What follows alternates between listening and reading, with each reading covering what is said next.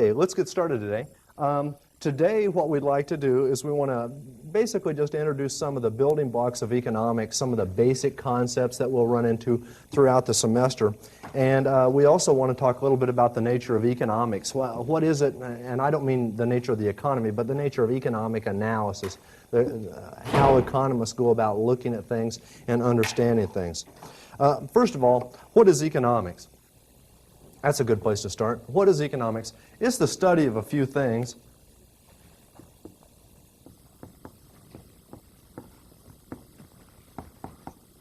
How people use their time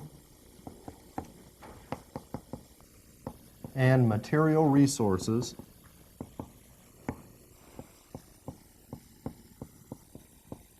to improve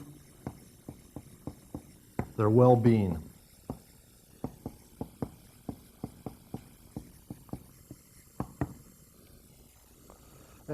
Let me put in another word here, their own well-being. I don't want to make it look like somehow we are all one people trying to improve our collective well-being.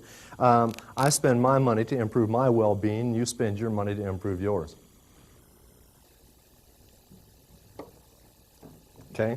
By material resources, what do I mean? I mean things like money, if you have land or property, if you have capital equipment, computers, well, just whatever resources that we have at our command, and time is one of those resources, that's why I mentioned it separately, but whatever those resources that we have at our command, we use those to make ourselves better off. That's what we study in economics. A second thing that we look at, we study how those decisions, the decisions that we just talked about, how those decisions affect others in society. We study that.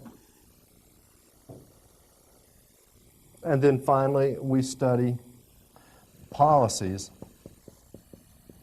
designed to affect people making economic decisions.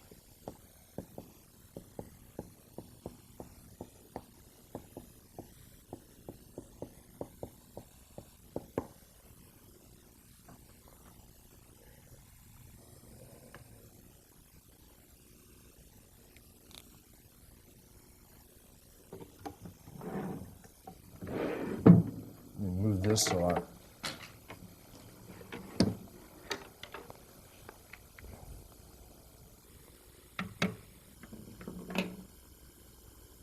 So we're looking at the economic decisions people are making, we're looking at the impacts those decisions have elsewhere in society, and then we're looking at policies that are designed to influence economic decisions. That's really quite a lot that we look at here. When I look at these ideas up here, this is sort of a lengthy definition. I'll come back later with a shorter definition of what do we mean by economics, and economic analysis. But when we look at all this, there's a lot of things that, at least to me, sort of come out of here. And so these are sort of the implications I draw from this. One, economics is a social science.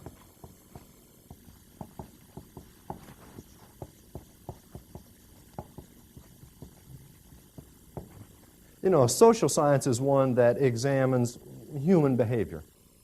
And so we can already see right here that we're talking about how people use their time and material resources. The interest there is we want to understand human behavior. Now, we're not trying to understand every aspect of human behavior. We're not interested here in how do people vote. That isn't something to do with how you use your time and material resources to make yourself better off. We're not interested in people's religious activity. That's another type of social science or behavioral science, but we don't study that about people's habits of worshiping their God and so forth. That's a different thing that we don't look at. Economics is a social science, but it just focuses on this idea of using resources to make yourself better off, to further your own well-being. A second thing that I see here is this as a concept of microeconomics. I'll underline the micro. Microeconomics is the economics of, well, micro, you get the word small from that, but of small decision-making units. We'll talk later about the macroeconomics, but what we're interested in here when we talk about microeconomics, we're talking about individuals. How individuals decide to do one thing versus another. They're trying to improve their own well-being. They're using their time and material resources. But these are individuals, not groups.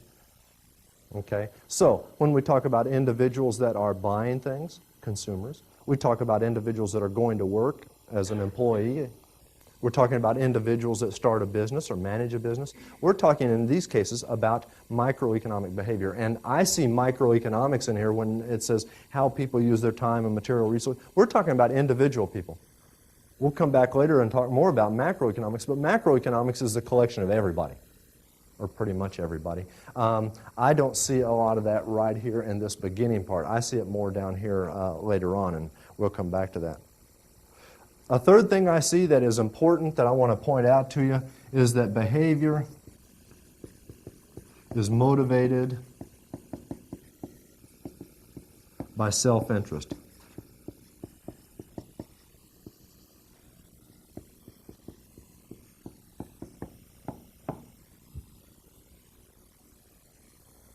Now, I do not mean to tell you that all behavior is motivated by self-interest. I don't mean to say everybody's selfish and just grabbing more for themselves and take it away from others. But I'm saying that economic behavior, the kind of behavior we will try and understand in this class and other economics classes, that is self-interested behavior. It is behavior where the person's saying, I would like to get a better price on that product I'm buying. I would like to earn more money. I would like to have a higher rate of return on my investments. I would like to locate in the south side of town rather than the north side of town for my business because that's where I think I'll have the most customers. Economic behavior is self-interested behavior. And part of understanding and catching on to economics as a field of study is to always sort of have this in the back of your mind, is that we're looking at people who are self-interested. And once you understand that motivation in economic decisions, it's a lot easier to understand those decisions, how they come about. A fourth thing that I see in all this is that economic decisions, economic decisions have a broader impact that extends beyond the individual.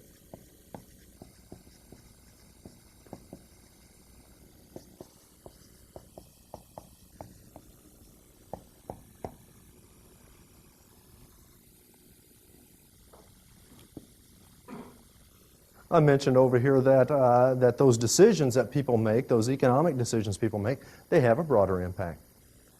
For example, I can make an economic decision. There's two cars out here. I could buy one car. I could buy the other car. The first car, it's inexpensive and creates a lot of pollution. And the other car is more expensive. It creates a lot less pollution. And then if I'm looking out for myself, what I say is, gosh, this car that's less expensive, yeah, it might create more pollution, but so what? That pollution is going to be behind me. I'm going to be moving down the road. I'll buy that car, the one that's going to cost me less. So my decision in this particular case is going to have a broader impact. It's going to cause pollution in this particular instance. If I decide, let's say, to change jobs, then my deciding to change jobs, it will affect other people. It may cause somebody else to lose their job. Maybe there's somebody else who's applying for a job. I apply for it. If I get the job, they don't get it. Or maybe somebody else, they fire them in order to hire me. If I decide I want to sell something, maybe I have a garage sale, I get some old lawnmowers out of the garage and put them out there, I sell some lawnmowers. Maybe what that means is somebody buys my lawnmower, they don't go over to the hardware store and buy a lawnmower there. It affects the hardware store's ability to sell their product or the pricing that they can get for their product. Economic decisions, when we make those decisions and act on them, then it has impacts that go beyond that. Another thing is, my decision, your decision, that could affect the overall economic conditions. And I'm going to say, it's been a while since I've checked into this, but about 2/3 to 70%, someplace 65 or 70% of SMS students come from beyond Greene County. Probably 2/3. beyond Greene County. So what that means is that people who are from outside of Greene County, St. Louis or Kansas City or elsewhere in the state, when you come to Springfield and go to school, then you bring money with you. Your economic decision where to go to school, it brought money into the city of Springfield. And so now maybe once or twice a week you go up to the grocery store here on the corner and you buy some groceries. When you buy the groceries, the grocery store owner says, wow, we've got a lot of customers in here. Let's hire some employees.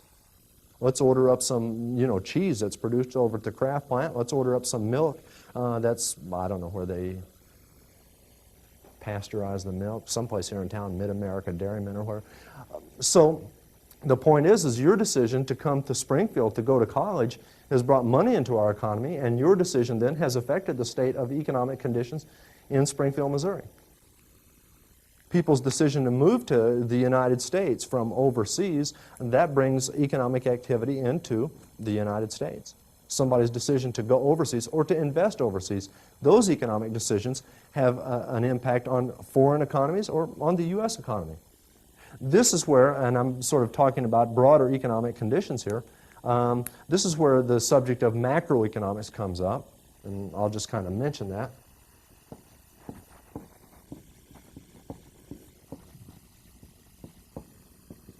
Macro, of course, is big. It's that part of the economy where we're talking about the overall state of economic conditions. So our economic decisions, they have macroeconomic effects. Now, we won't notice those macroeconomic effects if just one person does something. Let's say I take all the money out of my checking account and put it in a coffee can and bury it in a hole 10 feet deep in my backyard. Now, that will have some macroeconomic effects. There will be a little less money circulating in the economy, and that will have its effects. But one person with the small amount of money I have, that wouldn't be noticeable. But the point is that my decision to do that, your decision to do the same thing, that would have impacts on the overall economic conditions in the United States. And the final thing that I see here is that government policies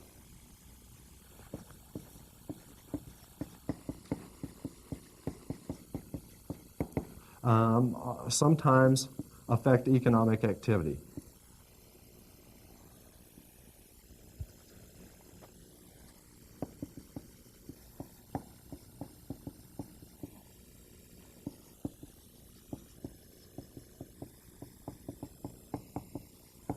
Well, why would that be?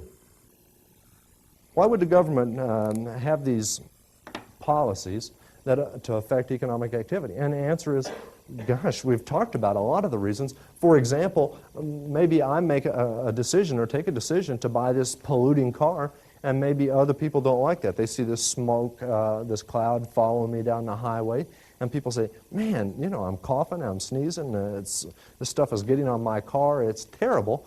Enough voters tell the government that, and then the government comes out and they say something like, okay, we're going to regulate pollution on these cars. And cars that have pollution above a certain threshold, get them off the road, either repair them or junk them. So the government will take actions to affect economic activity. If they say junk these cars, let's say junk all the cars over 10 years old, then what we're going to see is we're going to see the older cars going off the road. That will create a demand for newer cars, and then economic activity in Detroit and other places where cars are manufactured, that will pick up. So the fact that some of our decisions affect other people, that is one of the reasons that the government gets involved in the economy. They don't like the decisions we make. They, government officials, policymakers, they may not like the decisions we make. Government officials didn't think, what would it be, 60 years ago, more than 60 years ago, they didn't think that people were saving enough for their retirement. So what the government did about 60 years ago is they started up the Social Security system, and they said, hey, you weren't saving enough on your own, so what we're going to do is we're going to just take some money out of your paycheck. It's mandatory. You have no choice.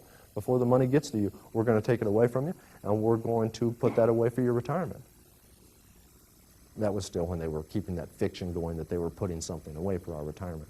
But the point is that if we don't make decisions that government officials would think are appropriate, we're affecting others in society, and the government officials would come along and try to correct things. Now, they could be wrong, and I'm not saying everything the government does is right, but the point is that's what they are thinking, is that those people made the wrong decisions that had effects that we don't like, and so what we'll do is we'll correct those decisions. Oh, people smoke too many cigarettes. Government officials may think, what we ought to do is put a tax on cigarettes. That will discourage smoking. Yes, it will. And it will also have an impact on the economies of Virginia and North Carolina, South Carolina. I mean, each thing in the economy is hooked to something else. You know, as every business has got employees, and so if you affect the business, you affect the employees. And then if you affect the employees, that might affect how much they can afford to spend at the end of the month. So if you affect the business, which affects the employees, it affects the employees' spending. Maybe it will affect where the employee sends their children to college, and so forth. So there's a lot of interdependence within the economy. All in all, what we're talking about here is a set of pretty powerful forces. As I mentioned last time, we live in an economic world. Now, there's politics out in that world, and there's religion, and there's other things there. There's family, but we live in a world that is increasingly an economic one. We are becoming more closely tied to Europe, elsewhere in Latin America, Asia. So it's an interdependent world where there's trade taking place. There's huge amounts of money involved. Economic activity in Springfield, new production of goods and services in Springfield, let's say Greene County, will be on the order of $6 billion a year, maybe $7 billion a year. That's a big amount of money, but it's just 1/1000th of the overall United States economy.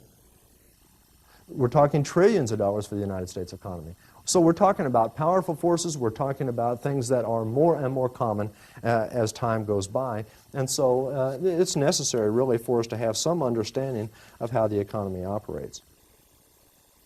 Okay. The one I want to build on right here, this idea, is that behavior is motivated by self-interest.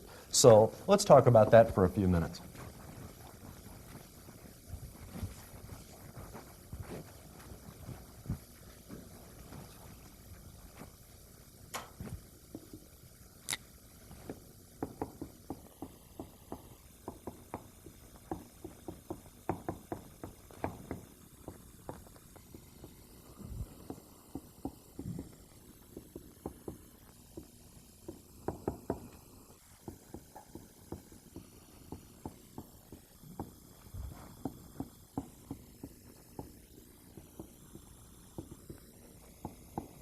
First thing to keep in mind is this, that economic decisions get made by individuals, not by groups, not by organizations.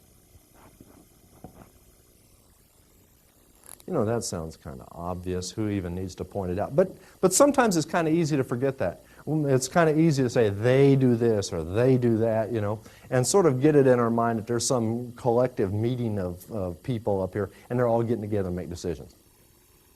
Now, you know, if we wanted to have some kind of a deal here to decide on where to set the thermostat, we wouldn't all agree on that. And people don't all agree on almost anything. They all agree on they don't want to be killed by a nuclear bomb right now. We could all get together on that. But the point is that economic decisions are made by individuals. Maybe I want to live on the north side of town, you want to live on the south side of town. We don't all have to agree. We just go our own separate ways. But then those individuals who are making the decisions, those individuals, we're saying, are self-interested. Individuals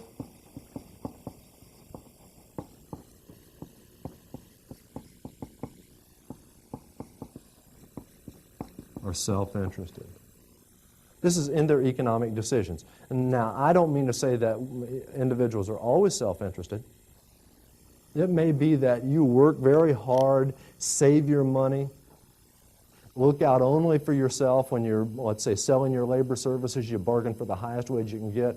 When it's time to go to the store, maybe you clip the coupons out of the paper and go to the stores that have the lowest price and just try to get the best bargain you can. And you build up that savings account month after month after month. And then you may decide to give that to your church or to give it to some charitable organization. And that's perfectly okay. We're not saying that people are always self-interested, but when they are interacting within the economy, they are self-interested.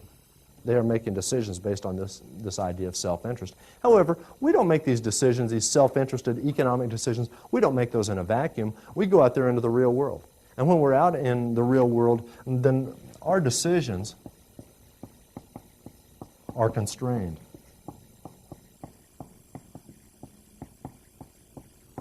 Babies don't know that. Babies will just pitch a fit and cry and so forth if they don't get what they want. If they feel like it's time to be fed and there's not, that bottle of milk right there in their mouth, then they start crying. And I'm a little bit that way also. Not with respect to milk, which I don't like, but I need to have my way. Anyway, the point is, though, out there in the real world, we don't just say, well, I'm self-interested, whatever I want's what I get. We have to deal with, really with some constraints that are imposed on us by nature. Right? Nature imposes some constraints on us. Laws impose constraints. Yes, I want to be rich, but there's a law that says I can't just get a gun and go up and down the streets and telling people to give me their money. We're constrained by technology. And I don't mean to say technology has not been improving, but what I mean to say is that whatever the state of technology is today, that's limited us in terms of what we can do. We're constrained by market conditions. And let me put in parentheses, other people. Because those are other people out there in the market, the other buyers and the other sellers that are in the marketplace. They are the ones who are constraining us. Maybe I think my labor services ought to be worth $100,000 a year, but all the other people wanting to sell economic services and all the other people wanting to buy economic services, they decide my services are worth $20,000 a year. And so I just have to live with that. So market conditions impose constraints on us. Now, here's the deal. All of these things, in one way or the other, all of these last 3 out of 4, these are somehow or another, one way or another, those are established by people. Policymakers or individuals and so forth. People control these, and so to some extent, we can bend these constraints. We can change them to some extent. And not always easily, but I just mean to say, these aren't immutable. They aren't just locked in place and you just have to live with it. But this first one up here, nature, nature doesn't really care what you want. Nature just says, here's the way it works. There is gravity, and if I drop this pin, it's going to hit the floor, and we just don't have to have a negotiation over that. We don't have to wonder about it. We don't have to think, if the Congress would pass a new law, then this thing would go up when I let it go. That's just not going to happen. Unless Congress passes a law to send me into outer space. But this is the one that's the sort of hard and fast constraint, this natural constraint, and the others are to some extent changeable, flexible. Whatever these constraints are today may not be the constraints tomorrow or next year. But nature's pretty much of an unbending, unforgiving thing. Okay? So when we talk about these constraints, we tend to focus on the constraints imposed by nature. Here's one thing nature says. Let me do a little erasing here. One of the things nature says is if you want to produce goods, let's say this, put it this way, resources are required to produce goods and services.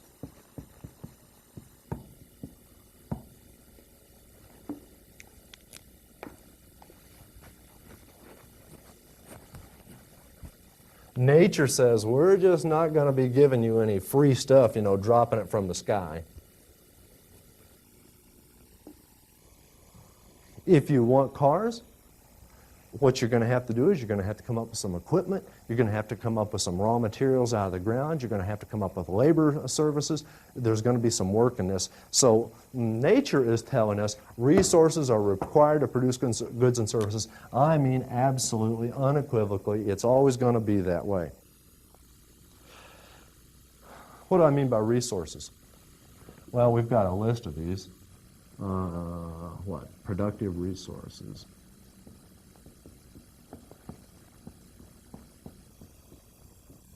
Land, I'll just give you a list and we'll go back and discuss each one. Labor, capital, and entrepreneurship.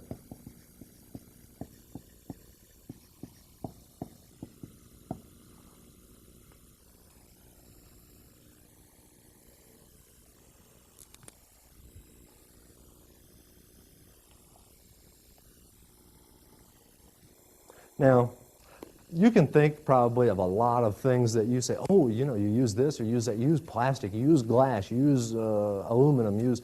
What economists do is they've got these 4 categories, sort of like 4 filing cabinet drawers, and what we do is we take all productive resources and put them in one or another of these 4 categories. The easiest one to understand is labor. That's just, hey, that's kind of what I'm doing right here, is I'm at work and I'm producing economic services. But labor is just human resources where a person does the work.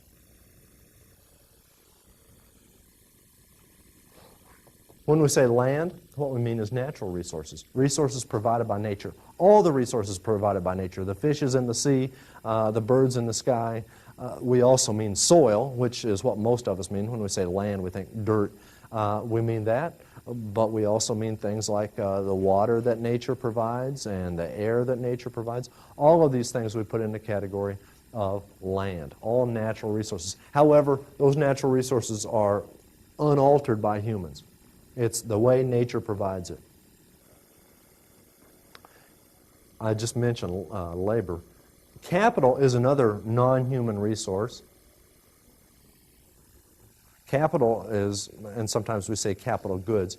Capital is not human, but it's also not provided by nature. It's something that we have combined the land and labor, something provided by nature plus some effort to produce capital goods. And let me give you an example. We go out, we dig up some ground, dirt, whatever, and we get from that some iron ore, and then we put that in. I'm sort of in over my head here explaining the process of making iron, but it has to be smelted, is that the right word, and refined and so forth, get all the impurities out of there, and then we can go ahead and do some further refinement with it and turn it into steel. Well, steel then will be a capital good. That will be something where if you were, let's say, the manager of General Motors, and you're thinking, we need to produce some cars, and so what we're going to need in order to produce cars is we're going to need some steel. So you get on the phone and you call up a steel company, U.S. Steel or one of the others, and you say, hey, send over 10 tons of steel for us. We want to, and you order it in a certain package, certain form. But the point is that steel is going to be used in the production of cars. And so these resources, capital goods, are used to produce another good, but they themselves have been produced by people taking something provided by nature. Glass, same way. We take the sand, then put heat to it, and it turns into glass. And of course, there's a lot of other steps in between, but the idea is there of we take something provided by nature, the sand, and we take something else, the effort, and of course there's heat applied, and that's where we get that capital good that we call glass. Entrepreneurship is another human resource. That's people. But that's not people coming in and just going to work and doing their best. And the entrepreneur is the person who does a lot of things. The entrepreneur is responsible for organizing the other resources. The entrepreneur is the one who says, gosh, if I had a radio station in Springfield, Missouri playing such and such a kind of music, there'd be a lot of people want to listen to it. This is a great idea. And so the entrepreneur perceives the market. Is there a market for this product? Designs the product. Goes out and hires resources. Oh, you want to go to work for me? I need to get, some land to set my building on. I need to put up a tower on it. The entrepreneur is making those decisions how to combine these resources, maybe in a different way than other people have combined them. The entrepreneur's got to go out and get financing in order to make this business and get started. And then the entrepreneur at the end pays all these other resources. Pay the rent, pay the employees' wages, pay for the materials that we've ordered, and then, of course, the entrepreneur sells that product. And after you sell the product, you get revenues back in. So the entrepreneur is the one that gets to keep all the money that's left over at the end. The entrepreneur is what I would call the residual claimant. Let me write that down.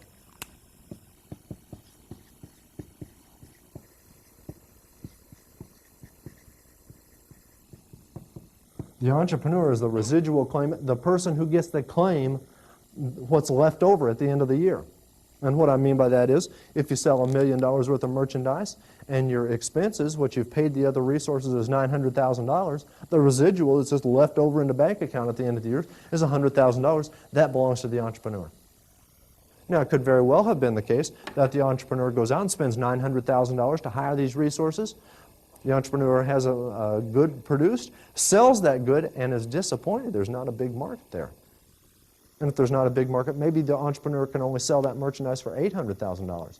Spent $900,000 in order to produce the goods, only gets back $800,000 in revenues, and now the residual claimant is claiming a negative amount. Now the entrepreneur says, wow, I've lost $100,000. That's the entrepreneur, too bad. I'm not going to have a big celebration every time some entrepreneur gets rich. I'm not going to be feeling too bad if the entrepreneur gets poor, unless I'm the entrepreneur. This is a French word, this entrepreneur. It took me about, I would say, 10 years to learn how to spell it. We won't have a spelling contest this semester, so you won't have to be able to spell it. But you should recognize what this is. Sometimes we don't talk about the entrepreneur as a person so much as skills. Any of us can be an entrepreneur. All you have to have is the skills. I was, when I do my laundry at home, which is sort of the only place I do it actually, but I've got a washer and dryer there, but what I do is I put all the stuff in the washer, then when it gets done I throw it in the dryer, and then when it gets dry I just leave it there, and just pull stuff out of the dryer as the week goes along. And so I was kind of being entrepreneurial last night, and I thought, what I really need in here is I need a dryer with a light on inside, and so that way I'd just push a button, and then I'd be able to pull these socks and things like that out of here, T-shirts, whatever's in the dryer. Well, an entrepreneur probably was not going to be creating a dryer for me because the market's too small. But an entrepreneur is a person who goes out there and says, hey, here's a good idea. Here's another one of my ideas, blue salt. My problem with salt has always been you put it on your food and you can't see it. Did I get a lot of salt or not very much? And I always thought, if salt was blue, you'd sprinkle it out there and you say, yeah, it's about the right amount. Well, the entrepreneur, what do you think of that? Yeah, that would work, wouldn't it? Or maybe red. I don't know about red. I like the idea of blue. But I think there would be designer salts, though. Once my idea catches on, and some people would go for the green and other people go for red and so forth. I'm always going for the gold. But anyway, the idea is the entrepreneur is the one who's supposed to go out there and perceive these business opportunities. Here's a desire by consumers. They would be willing to spend money on it, and that desire is not currently being served. And the entrepreneur's job is to perceive those things and then come up with, and the entrepreneur is going to go out and have to maybe hire an engineer or some kind of a marketing expert or whatever. I don't mean to say the entrepreneur does all this in his own head or her own head, but I do mean to say that that person's the one who takes the initiative, and then at the end of the year, that entrepreneur is the one who gets to claim whatever's left over or who loses whatever the amount is that's lost. If you go to work for an entrepreneur, you say, hey, I want to be paid, and they pay you, and then, if the entrepreneur gets rich, the entrepreneur is rich. But if they go broke, you still got paid. The employee's not the entrepreneur, it's the owner of the company, usually the owner of the company. And so these resources, and we will come back and talk about these resources over and over and over throughout the semester, but these resources are really something that nature requires us to have those resources if we want to produce goods and services. And I don't know what law of thermodynamics it is, so I'm not going to be telling you how nature requires this, but the point is that this is an absolute necessity. Now, here's the bad news, and there is some bad news in all this. These resources are limited.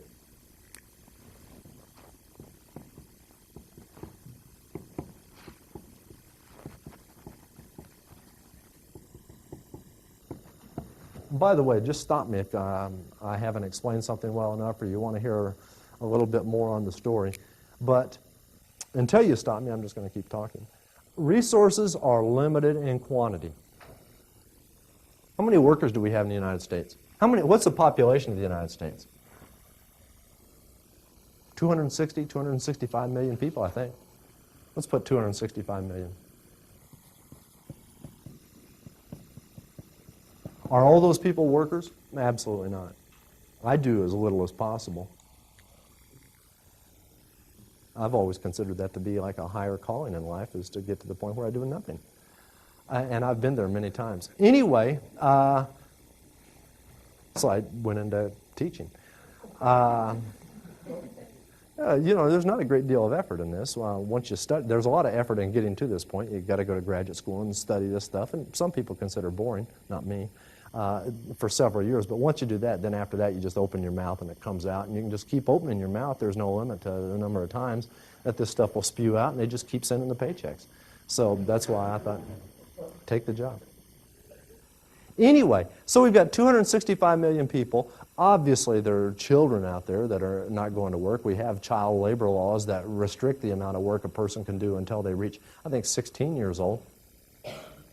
I don't know a lot about child labor laws, but anyway, the point is a certain amount of our population is just sort of off limits. They're not going to be going to work.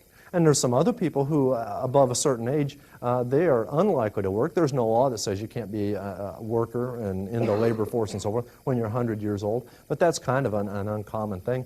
Most people in the United States, I shouldn't say most people, but people tend to start retiring in the United States. Once they pass about 60, a certain percent of the population will retire, but others will keep on working. Of course, Social Security retirement kicks in for people today at 65, and so an increasing number of people will say, okay, I'm 65, I'll take my Social Security check and stop working. So as people get older, at each tail of the population, the very youngest and the very oldest people, they aren't working. There are some people, either men or women, who there's somebody else in the household who's fully employed, earning a decent living. And so it doesn't take everybody to be working in the household. So, hey, I think I won't go to work. What was that movie that Michael Keaton, Mr. Mom? He stayed at home and managed the house and the kids and so forth. And what was his wife's name in that? Anyway, and I guess that would be Mrs. Mom. She went out in the labor force and supported the family. Right now we have about half, about 130 to 135 million people with jobs. So it's about half of the population holds jobs and gets up and goes to work more or less every day. If we start talking about these things provided by nature, the soil and that stuff gets used up pretty rapidly. Now, there's a lot of soil or land, dirt out in, out in the western states, Idaho and Montana and Nevada and so forth. And those states, there are vast thousands of square miles just sitting idle. But, a lot of people don't want to live in the desert or out in the middle of the mountains and so forth. Maybe people want to, but they're not able to support themselves there. But there's a lot of this that is considered to be sort of an unproductive land. But don't forget what land includes. It also includes wildlife. It includes air and water. In certain cities, Los Angeles would be an example, they've used up about all the clean air they've got out there. It's kind of smoggy. And in certain areas, they've used up the clean water. They've sort of spoiled that by dumping pollution into it. There's for sure a limit. If there were no limit on clean air, then we wouldn't have to worry about pollution. We'd just say, who cares? Just put all this smoke you want to because into the sky because it will be whisked away to another planet and we will just have all the clean air that we want right here in the United States. The world's not that way. We make that air dirty and it's dirty. And some of it will blow away and go elsewhere, but a lot of cities are sort of built in areas where the wind doesn't blow away that rapidly, and so that clean air is very limited. Same thing with water. We've got lakes surrounding Springfield here. And, pollution is always something that is monitored and try to keep that water pollution down to reasonable levels. Soil pollution, every once in a while you'll see these gas stations that have been abandoned around town. And, for a while, but now I think I know the answer, but for a long time I would drive by and see some little gas station. I think, why doesn't somebody just buy that and do something with it and start up a little business or whatever? Well, the answer is, in a lot of these older gas stations, not in the new ones so much, but in the older gas stations, what they have underground is these old tanks where they used to store gasoline and pump it out and put it in cars. And those old tanks that are underground, they rusted. And so now that old gasoline and all that was down in there, it's sort of seeped into the soil. And so that soil is not clean down underneath of that gas station that I'm saying, why doesn't somebody do something with that? That soil is not clean, it's polluted. And then the Environmental Protection Agency has got rules about that. Suppose I come along and I buy one of these old abandoned gas stations, and then somebody comes along, one of my neighbors, and does some sort of a soil test and says, oh, the ground's contaminated here. Then what they do is they get on the phone, they call up the Environmental Protection Agency, the EPA, and they say, hey, get out here, we got some contaminated soil. So then they would come out there and do some more tests, and then what they would do is call me and say, hey, Tom, we want you to come on over here and talk about this property you own. And then I'd go over there, and then they would say, you've just got a terrible problem here, and you're going to have to solve this. And we think it'll cost you about $500,000. And since people are afraid of getting one of those bills, I had an uncle that got a bill like that. There was some people that the previous owner was burying barrels of old oil, contaminated oil. You know, after they do oil changes in a car, they take the old oil. And where do they store that? Well, we hope they don't do what they did to my uncle. This has been 10 or 15 years ago, but they went over and dug holes, put these old barrels in the ground. They covered the hole up and then forgot about it. And then a few years later, sell it to my uncle. And so then pollution started being noticed in the air, and the EPA comes out and does some tests, and they said, oh man, this is going to cost you over $1 million. Well, then he got a lawyer, and he sued the previous owner and was able to recover the situation from that. But anyway, that's why you see a lot of these old gas stations that nobody wants to use is, in addition to what you see above ground, you also are buying the stuff below ground, and you have responsibilities for that if you're the owner. And people don't want those responsibilities. The point is that even the soil that it just seems like it just goes on forever, but the amount of soil that is clean and so forth, there's a limit to that. So let me go back. We've got a limit on the amount of labor services, limited by the number of people. Of course, over time that can grow, but you know, you may not be aware of this. There are certainly some countries, and India comes to mind, but there are others. There are certain countries where the population is growing extremely rapidly, but in much of Europe and Japan, for example, but I think Spain, Italy, France, Japan, what we see is a situation where the population has stopped growing and is actually starting to contract. And they think that over the next 50 years in these countries that the population will be lower than it is today.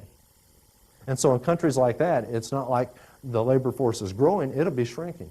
The amount of what nature provides us is limited. And since these two things put together, land and labor, is what produces capital goods, there's some limit to the amount of capital goods that we have. There's a limit imposed on the resources that we have available. And you know, this leads us to the idea of scarcity.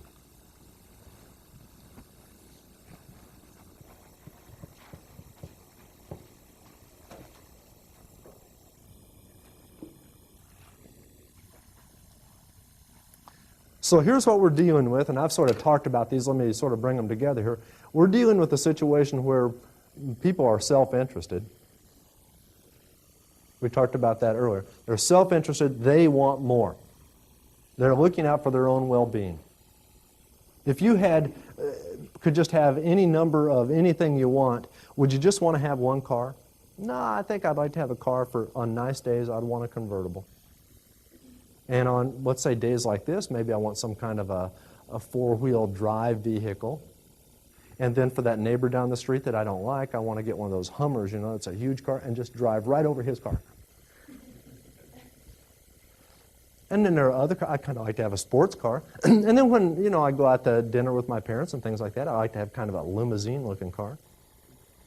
And then there's a few of these old cars that I like, you know, sort of classics. That'd be maybe a 1953 Corvette or something like this. Yeah, I'd like to have 10 or 15 cars. Houses, I'd like to have one. Well, Springfield would be a wonderful place to have a house. Hey, I do have a house in Springfield. But, you know, it'd be nice to have an apartment in New York City to travel there a few times a year and kind of see the Christmas trees being lit in the fall, fall or winter. It'd be kind of nice to be there in the spring maybe for a while. I'd like to have a house in Jamaica down on the beach, but another one up in the mountains.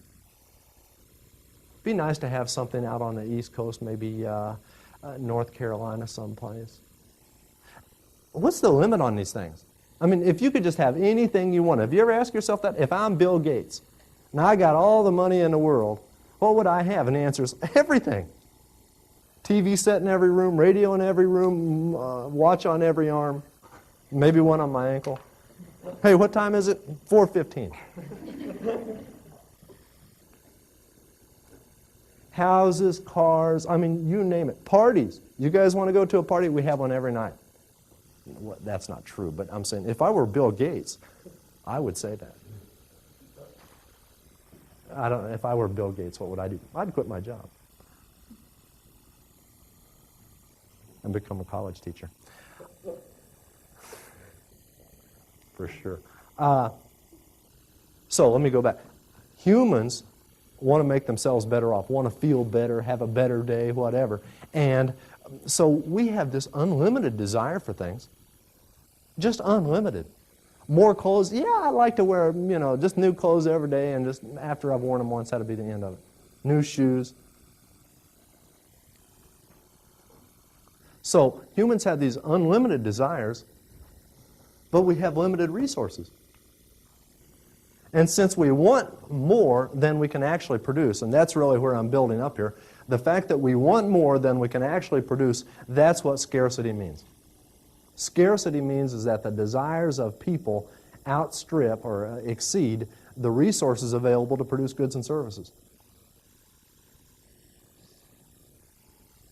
That's what we mean by scarcity.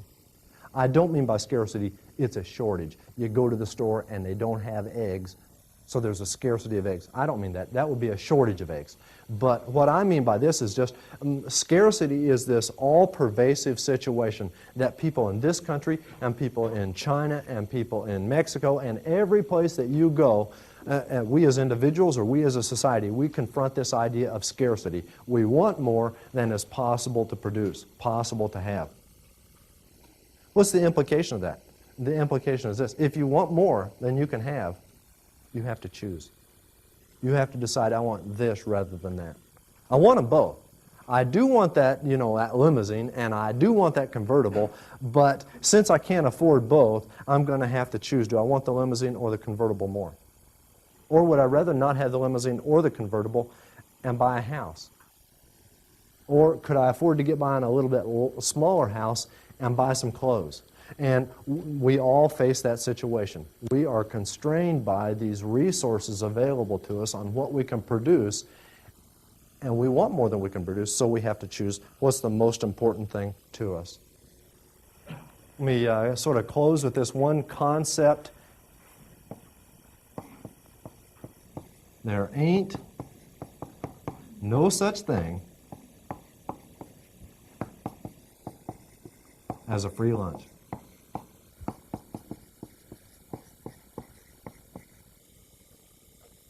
And by the way, there's an acronym that goes along with this. TANSTAAFL. TANSTAFL. There ain't no such thing as a free lunch. No matter what it is, if you want something, you've got to give up something else to get it. And of course, lunch is just kind of a silly idea, but there's no such thing as a free car, there's no such thing as a free suit, there's no such thing as a free house. In order to get anything, you have to give up something else, and that is imposed on us by this condition of scarcity that everyone faces. And it's scarcity, really, that creates the field of economics. If there were no scarcity, we wouldn't have to choose between things. We wouldn't have to go out here and work hard and so forth. If there were no scarcity, we could have everything we want without giving anything up. But we do face scarcity. We do have this no such thing as a free lunch.